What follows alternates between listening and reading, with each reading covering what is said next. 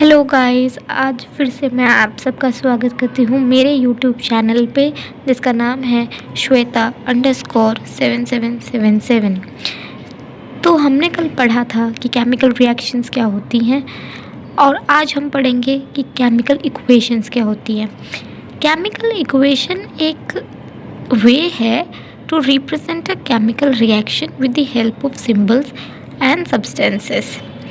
अब chemical reaction for example जैसे कि आप यहाँ देख पा रहे हो, मैग्नीशियम प्लस ऑक्सीजन, जो कि मैग्नीशियम का सिंबल है Mg, ऑक्सीजन का सिंबल है O2, दोनों रिएक्ट करते हैं और मैग्नीशियम ऑक्साइड बनाते हैं। अगर इसी रिएक्शन को मैं वर्ड्स की फॉर्म में लिख दूँ तो उसे हम बोलते हैं word equation. For example magnesium plus oxygen gives us magnesium oxide. ये केमिकल इक्वेशंस हम लोगों को कुछ इन्फॉर्मेशन देती है। फॉर एग्ज़ाम्पल अगर इस रिएक्शन को ध्यान से देखें, जैसे कि यहाँ पर नाइट्रोजन हाइड्रोजन दोनों रिएक्ट कर रहे हैं और अमोनिया गैस बना रहे हैं। तो जो लेफ्ट हैंड साइड पे लिखे हुए सब्सटेंसेस हैं वो रिएक्टेंट्स होते हैं, जो राइट हैंड साइड पे लिखे हुए हैं वो प्रोडक्ट्स होते हैं। ये जो ब्रैकेट में स्मॉल g लिखा हुआ है ये फिज़िकल स्टेट रिप्रेजेंट करता है एक सब्सटेंस की। तो नाइट्रोजन यहाँ गैसियस फॉर्म में है, हाइड्रोजन यहाँ गैसियस फॉर्म में, अमोनिया वो भी गैसियस फॉर्म में है। ये जो हॉरिजॉन्टल एरो है ये सेपरेट करता है रिएक्टेंट को प्रोडक्ट से।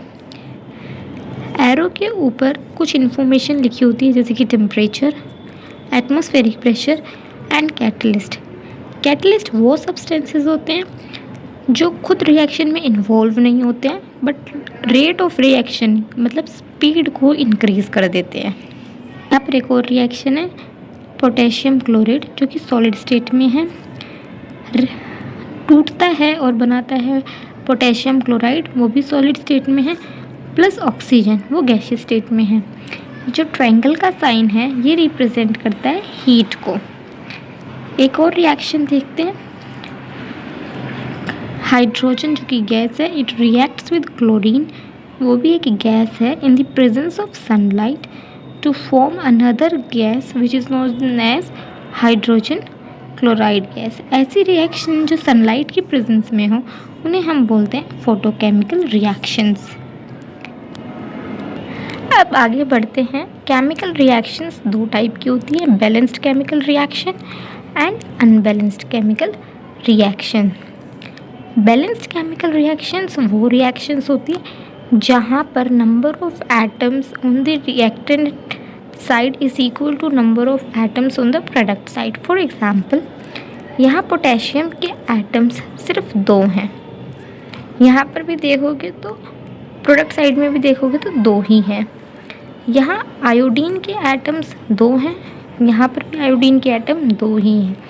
यहाँ क्लोरीन के एटम्स 2 हैं और यहाँ भी क्लोरीन के 2 ही एटम है। इट मीन्स ऐसी रिएक्शन जहाँ नंबर ऑफ एटम्स इक्वल होते हैं दोनों तरफ, तो उन रिएक्शंस को हम बैलेंस्ड रिएक्शन बोलते हैं। फिर आता है अनबैलेंस्ड रिएक्शन, या फिर हम इसको स्केलेटल केमिकल इक्वेशन भी बोल देते हैं। ऐसी रिएक्शन जहाँ पर number of atoms on the both the sides are not equal. For example यहाँ पर पोटेशियम का 1 एटम है, यहाँ पर भी 1 है, आयोडीन का यहाँ 1 एटम है लेकिन यहाँ पर तो 2 है, यहाँ पर क्लोरीन का 2 एटम है लेकिन यहाँ पर 1 है। इट मीन्स ये एक अनबैलेंस्ड रिएक्शन है। तो हम लोगों को रिएक्शन बैलेंस्ड करनी क्यों है?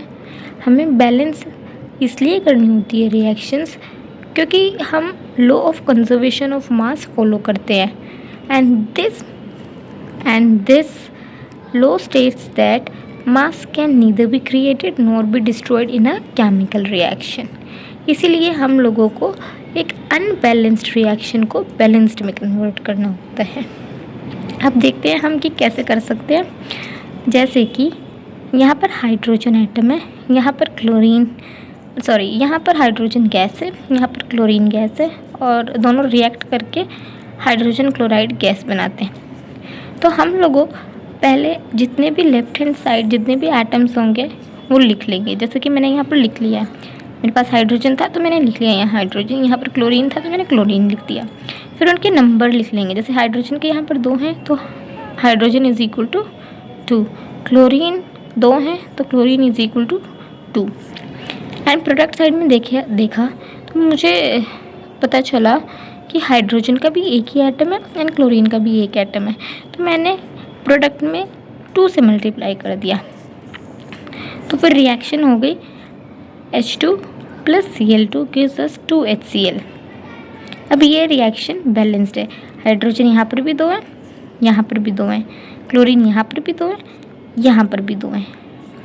एक और एग्जांपल देखते हैं हम लोग, जैसे कि sodium hydroxide reacts with sulphuric acid gives us sodium sulphate plus water. मेरा लेफ्ट हैंड साइड पे सोडियम एटम 1 है, हाइड्रोजन एटम 3 है, सल्फर 1 है, ऑक्सीजन 4 यहाँ पर है, 1 यहाँ है, तो टोटल 5 है। उसी तरीके से मैंने प्रोडक्ट साइड पे भी लिखा है, सोडियम 2 है, सल्फर 1 है, ऑक्सीजन 5 है और हाइड्रोजन 2 है। तो यहाँ पर मैं सोडियम को 2 से मल्टीप्लाई कर देती हूँ ताकि दोनों में बैलेंस हो जाए। ये लिख लिया मैंने।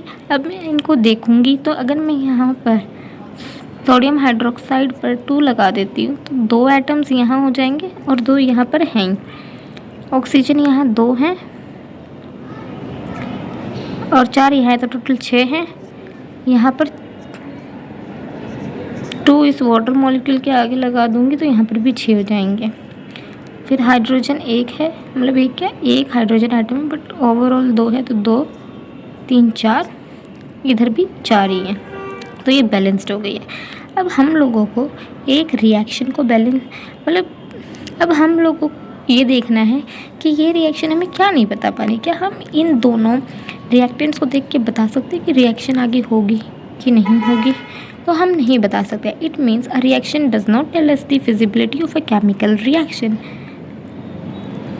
सेकेंड जो इन्फॉर्मेशन एक केमिकल रिएक्शन हमें नहीं बता सकती है वो है रेट ऑफ रिएक्शन, मतलब किस स्पीड से एक रिएक्शन होगी।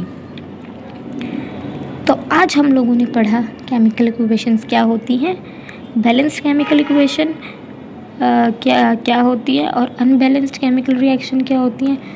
अनबैलेंस्ड केमिकल रिएक्शन को बैलेंस्ड क्यों करना चाहिए और फिर एक केमिकल इक्वेशन हमें क्या इन्फॉर्मेशन प्रोवाइड नहीं करती है। इसी के साथ आज का टॉपिक ख़त्म होता है। I hope you understand the concept. If you do, then please do like, share and subscribe my channel. Thank you.